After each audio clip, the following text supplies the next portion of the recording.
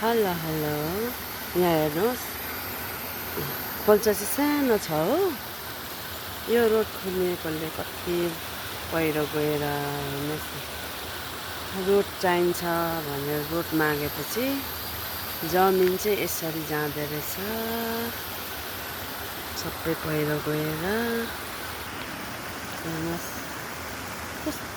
यत्रो खोल्चाले कत्रो जग्गा बिगारेको छ। यहीँबाट गएको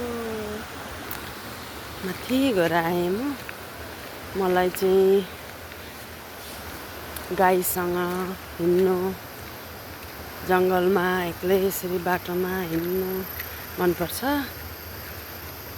घरमा यस्तो गरममा बसेर जिउ बिगार्नुभन्दा चाहिँ यस्तै टाइम पास बाहिर निक्ल्यो। हिँडिरहेको छु एक्लै।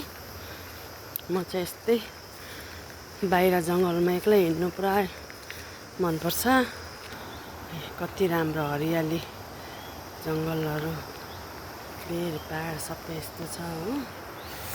आज चाहिँ घाम पनि यति लागेको छैन, अहिले मधुरै छ। तातो त तातो छ, तर पनि सधैँको जस्तो चाहिँ छैन। रोडमा आइपुगेँ। यो माथि गाउँमा जाने रोड हो यो चाहिँ। म चाहिँ पुगेर फर्किँदैछु घरतिर।